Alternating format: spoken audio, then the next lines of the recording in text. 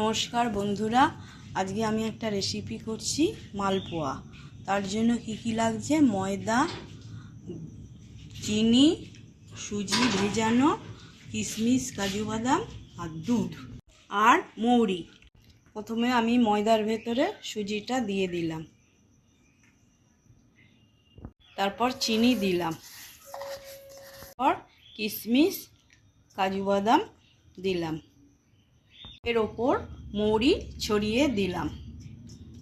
মিশিয়ে দিতে হবে, একটু জল দিয়ে এটা মিশিয়ে দিতে হবে।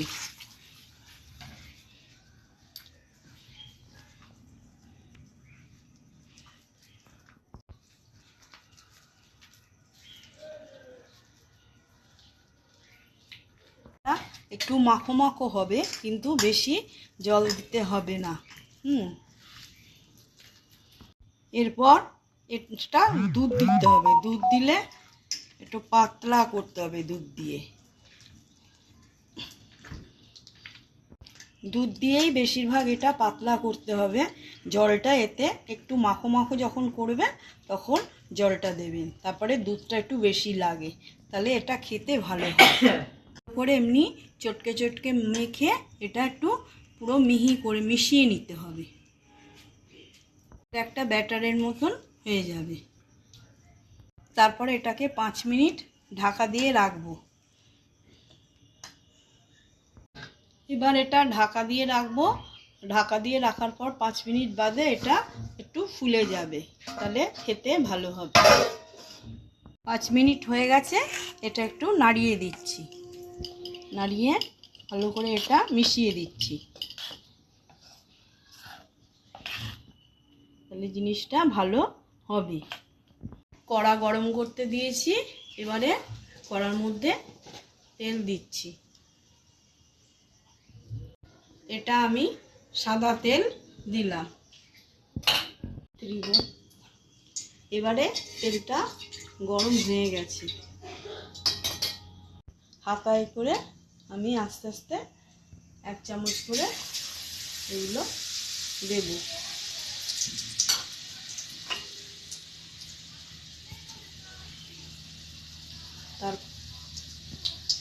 তারপর এগুলো উল্টে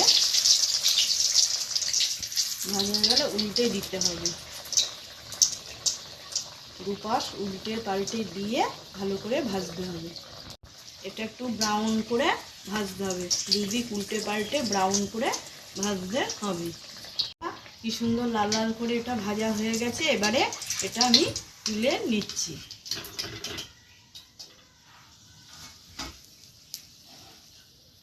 এমনি করে বাকিগুলো সব ভেজে নেব।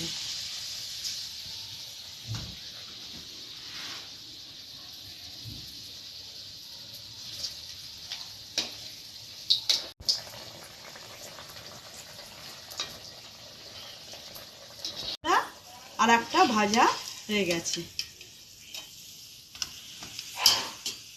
এগুলো আস্তে আস্তে এরকম সব ভেজে নেব। দেখুন বন্ধুরা, আমার মালপোয়া হয়ে গেছে। আমি একটা ছিঁড়ে দেখাচ্ছি। দেখুন কি সুন্দর নরম তুলতুলে হয়েছে, সফট হয়েছে।